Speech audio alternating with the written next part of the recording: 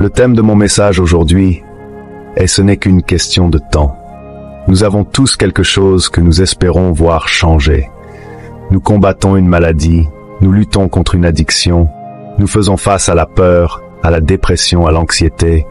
Nous savons ce que Dieu a promis, qu'il va restaurer notre santé, qu'il va nous libérer de cette peur.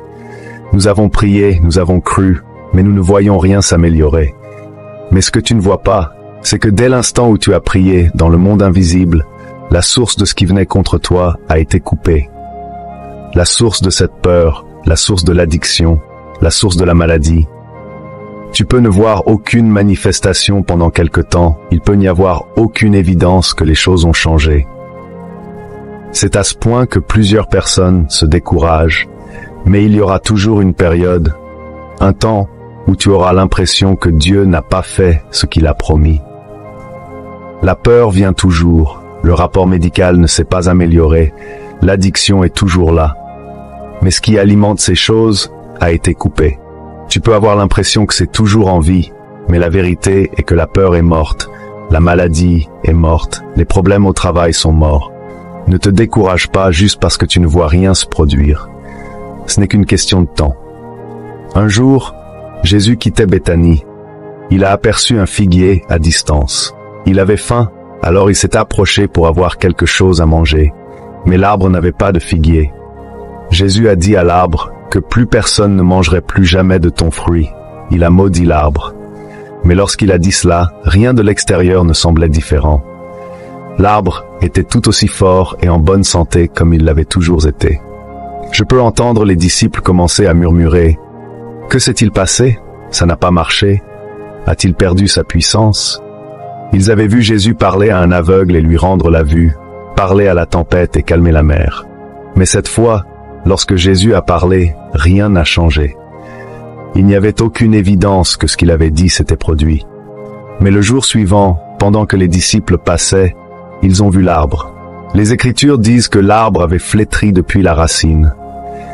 Lorsque Jésus avait parlé à l'arbre, rien ne s'était produit de l'extérieur, mais de l'intérieur, jusqu'à la racine. La source avait été coupée. Quand les racines sont mortes, l'arbre meurt. Il peut toujours paraître en vie, son feuillage peut toujours être vert, ses branches peuvent toujours être fermes, mais ce n'est qu'une question de temps pour que l'extérieur rattrape ce qui se passe à l'intérieur. Tu peux avoir l'impression que cette maladie à laquelle tu es confronté est toujours vivante. L'anxiété est toujours aussi sérieuse qu'avant, l'addiction tout aussi forte.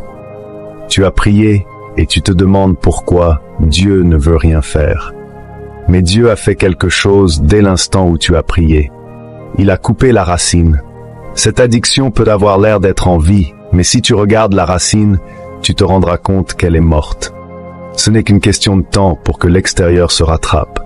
Cette maladie peut paraître permanente, comme si tu ne vas jamais être en santé. Il faut avoir une nouvelle perspective. Les racines ont été coupées. Ne te décourage pas parce que l'arbre a toujours des feuilles vertes. Tu ne vois aucun changement se produire. Le psalmiste a dit « La force du méchant a été coupée et la force de l'impie va croissante ».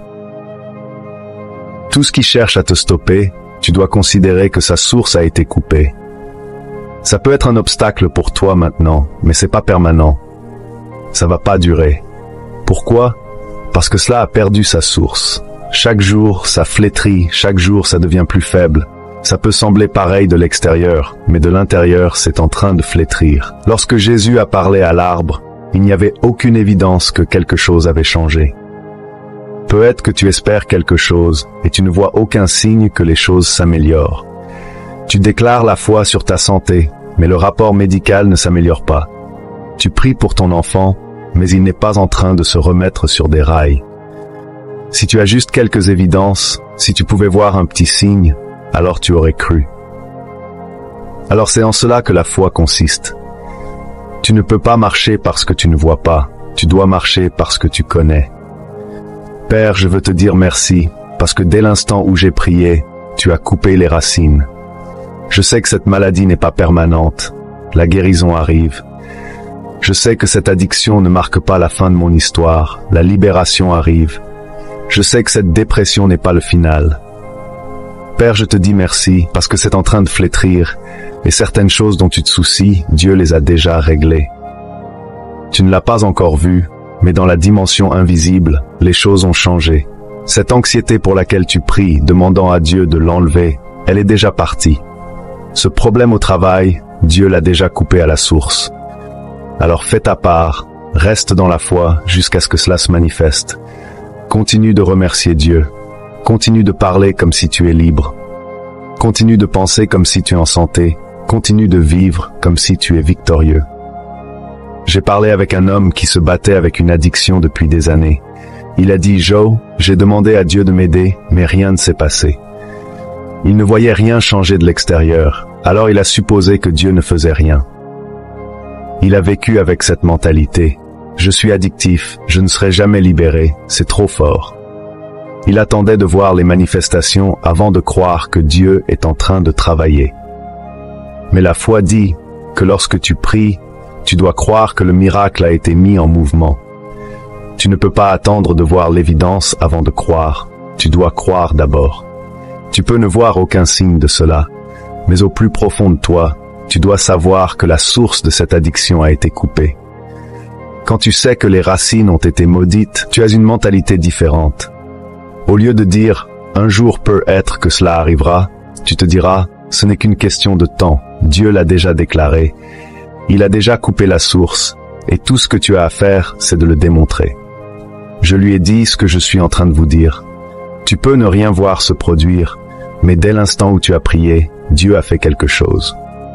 Au lieu de te dire « un jour je serai libéré », essaie une autre approche. « Père, merci, parce que je suis libéré, merci, parce que cette addiction est morte, parce qu'elle ne me contrôle pas, parce que tu as déjà mis fin à cela. » Il a commencé à tenir l'attitude comme quoi cela était déjà coupé. Il n'a pas cessé de remercier Dieu du fait qu'il était libéré. Il parlait comme s'il était libéré. Je l'ai revu environ 6 mois plus tard. Il a dit après 22 ans d'addiction, aujourd'hui je suis totalement libéré. Attends-tu de voir une évidence pour croire à ce que Dieu a dit de toi? Es-tu en train d'abandonner parce que tu ne vois aucun signe? Si tu te mets en accord avec Dieu, tu verras ce qu'il a fait de l'intérieur se manifester à l'extérieur. La source des choses qui cherchent à te stopper a déjà été coupée. Mais Joe, j'ai l'impression que c'est toujours en vie. J'ai l'impression que c'est plus fort que jamais. Ne te trompe pas à cause de l'extérieur. Victoria se trouvait dans notre cour un jour. Nous avons de belles roses dans le jardin. Elle a pris des ciseaux, elle a coupé l'une des roses et l'a ramenée à l'intérieur. Dès l'instant où elle l'avait coupée, elle est morte. Elle a été séparée de sa source de vie. Ce qui est intéressant, c'est qu'elle ne paraissait pas morte. Elle n'était pas du tout différente des autres roses qui étaient toujours dans le jardin. Elle était toujours aussi belle, aussi colorée, elle sentait toujours bon. Elle a été mise dans un vase pendant quelques semaines. Elle était juste à côté de notre cuisine. Elle paraissait toujours belle et en santé. Mais pendant tout ce temps, elle était morte. Ce n'était qu'une question de temps pour qu'elle flétrisse. Il peut y avoir dans ta vie des choses comme cette rose-là. La maladie a déjà été coupée, la dépression, la peur, l'addiction. Dès l'instant où à prier, elles sont mortes. Mais elles paraissent toujours pareilles, tu ne sens aucune différence, aucun changement. C'est ok, ça ne veut pas dire qu'elles sont toujours en vie. Tout comme cette rose, à un moment donné, elle va flétrir. Tu vas voir ce que Dieu t'a promis. Mais la Bible dit, ne vous laissez point l'âme découragée. Le premier endroit où nous perdons la bataille, c'est dans notre propre pensée. Les pensées vont te dire, rien ne s'est passé lorsque tu as prié, mais tu ne seras jamais en santé. Tu ne vas jamais rompre l'addiction. Elle est là depuis trop longtemps. Ne crois pas à ce mensonge. Les racines ont été coupées. Ce n'est qu'une question de temps pour que tu vois les choses changer en ta faveur. Nous avons des amis qui, à chaque Pâques, nous envoient des douzaines de roses. Ces roses viennent dans de grands sacs et elles ont de grosses tiges avec la fleur au bout. Ce qui est intéressant, c'est que bien que la rose soit morte, bien qu'elle ait été coupée de la brousse, si vous mettez cette tige dans de l'eau, la rose va fleurir. Elle est morte, mais elle va quand même fleurir. Elle n'a pas de vie, mais elle va quand même s'agrandir, s'élargir. Il y a des temps même lorsque Dieu a coupé certaines choses, elles vont quand même s'agrandir. Bien qu'il ait coupé la racine du problème, il va s'accentuer. Tu seras tenté de dire « Oh, cette maladie n'est pas morte, elle s'empire. Cette anxiété n'est pas partie, elle s'augmente au lieu de diminuer. » Non, reste dans la foi. Elle peut fleurir, elle peut grossir, mais elle est morte tout de même. Tout au long de la journée, Père, je te dis merci de ce que la source de ce problème a été coupée. Merci parce que tu as coupé la source de cette peur.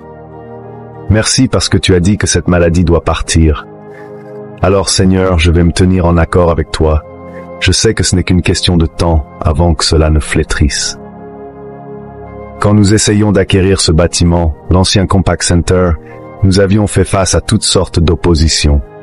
Mais après 2 années, nous avions finalement eu de notre côté un membre du conseil de la ville et nous avons gagné le vote. Nous étions tellement émus. Nous savions que Dieu nous avait donné le bâtiment. Mais 3 jours plus tard, une entreprise qui possédait la plupart des propriétés autour du bâtiment a intenté une action en justice fédérale pour nous empêcher de l'aménager. Je pensais que c'était la fin de l'opposition, mais elle ne faisait que commencer. Nous avions cette grosse entreprise qui se levait contre nous. Ils étaient les plus grands payeurs d'impôts au Texas, une grande entreprise en immobilier. Était tenté de dire « Dieu, qu'allons-nous faire? Ils ont plus de ressources, ils ont plus d'influence. » Mais j'avais fait ce que je vous demande de faire. J'ai dit « Père, je veux te dire merci parce que la source des personnes qui se lèvent contre nous a été coupée. Ils peuvent être plus grands, plus forts. Mais je sais, Seigneur, que le fait que tu sois pour nous est plus important que le monde qui se lève contre nous. » Tout comme le bourgeon de cette rose qui, même après avoir été coupé, ne sois pas surpris si l'opposition fleurit contre toi. L'adversité fleurit. Les géants qui essayent de te stopper, tu as l'impression qu'ils ont le dessus. Mais reste en paix, leur source a été coupée. Ce n'est pas permanent. Ce n'est qu'une question de temps pour que tu vois la main de Dieu. Tout était contre nous. On avait l'impression que ce bâtiment allait être retenu aux tribunaux pendant longtemps. On nous avait dit que l'autre partie n'allait jamais se retirer. Mais un jour, de nulle part, ils ont appelé pour dire qu'ils voulaient nous rencontrer. Nous nous sommes rencontrés et ils étaient d'accord pour non seulement nous laisser le bâtiment, mais aussi pour nous donner en location 9000 espaces dans un parking couvert. Cette bataille légale de 2 ans a soudainement pris fin. Il peut y avoir des choses dans ta vie que tu croyais mortes. L'addiction, les problèmes au travail, la situation légale. Mais maintenant, elle fleurit, elle s'agrandit. Tu penses que ta prière n'a certainement pas marché. Non, les racines ont été coupées. Cela peut fleurir, mais cela a perdu sa source. Ce à quoi tu as affaire n'est que temporaire. Ça ne peut pas durer sans la source. Cette rose paraissait si belle pendant quelques semaines. Elle avait l'air si forte et en bonne santé. Mais ensuite, soudainement, elle a commencé à flétrir. Tu es sur le point de voir certaines de ces situations soudaines. Les choses pour lesquelles tu as prié, tu crois que la source a été coupée, mais elle a l'air d'être toujours en vie. Non, tiens-toi prêt. Cette addiction est sur le point de partir soudainement. Cette dépression est sur le point de soudainement s'arrêter. Cette maladie est sur le point d'être soudainement changée. Elle peut être en train de fleurir maintenant. C'est un signe qu'elle est sur le point de partir. C'est un signe que tu es proche de ta percée. Tu es sur le point de voir la liberté comme jamais auparavant. Lorsque tu entres chez quelqu'un et que tu aperçois un joli bouquet de fleurs, elles peuvent sentir bon. Elles peuvent paraître belles. Vous n'avez jamais pensé au fait que les fleurs sont mortes et que dans quelques semaines, elles vont être jetées. Lorsque les choses négatives explosent dans ta vie, tout comme ces roses, elles peuvent paraître permanentes, comme si elles seront là pour toujours. Tu dois te rappeler d'une chose, ce n'est que temporaire. Cette maladie peut être en train d'exploser, elle a l'air si impressionnante. Je connais un secret, elle ne va pas durer longtemps. Ce problème dans ton mariage paraît permanent? Non. Ça aussi, ça va passer. Ton enfant a déraillé? C'est comme s'il allait rater sa destinée. Non, la source de ce problème a été coupée. Ça peut être en train d'exploser maintenant. mais ça ne veut pas dire que c'est pas mort. Dieu a déjà mis une fin à cela. Ça prendra peut-être un peu de temps pour voir ce que Dieu a promis, mais c'est ton chemin. Ne te mets pas à l'écart, ne sois pas découragé à cause de ce qui ne se produit pas. J'ai entendu les gens dire que l'ennemi fait plus de bruit quand il est sur le point de partir. Vous pensez au fait que lorsque Jésus demandait aux démons de quitter les gens, très souvent il partait en poussant un grand cri. Il faisait du bruit, toutes ces agitations. Lorsque l'ennemi attise des problèmes dans ta vie, faisant beaucoup de bruit, ta santé s'est dégradée, tes finances ne sont pas bonnes, ton enfant se comporte de la pire des manières, ne panique pas. C'est un signe qu'il est sur le point de partir. Il fait plus d'agitation lorsqu'il est sur le point de partir. Il y a une dame qui avait eu un rêve. Dans le rêve, elle était chez elle. Elle a vu une personne au regard très changeant venir et commencer à prendre ce qui lui appartenait. Elle regardait depuis le 2e étage de sa maison. Cette personne était en train de mettre ses affaires dans un gros sac. Dans ce rêve, elle a commencé à prier. Elle a dit « Au nom de Jésus, j'ai autorité sur toi. Laisse mes choses tranquilles. » Cet homme a commencé à se moquer d'elle. Il a dit « Je n'ai pas à t'écouter. Je n'ai pas peur de toi, ni de ta prière. » Il a continué à parcourir la maison en mettant ses affaires dans ce sac. Elle a dit encore « Tu dois partir. » Il a ri et a dit « Je ne dois pas partir. Tes prières ne m'arrêtent pas. Tu n'as aucune autorité sur moi. » Mais cette fois-ci, elle a remarqué que pendant qu'il le disait, il avait commencé à déposer toutes ces choses au sol. Il continuait de se moquer d'elle, de rire, de s'agiter. En même temps, il était en train de déposer tout ce qu'il avait pris. Cela a continué jusqu'à ce qu'il ait déposé chaque chose à sa place. Et pendant qu'il sortait de la maison en fuyant, elle pouvait l'entendre dans la rue dire « Je n'ai pas peur de toi. Tu n'as aucune autorité sur moi. » Vous savez, les Écritures disent que l'ennemi vient comme un lion rugissant. Il n'est pas un lion, mais il fait beaucoup de bruit.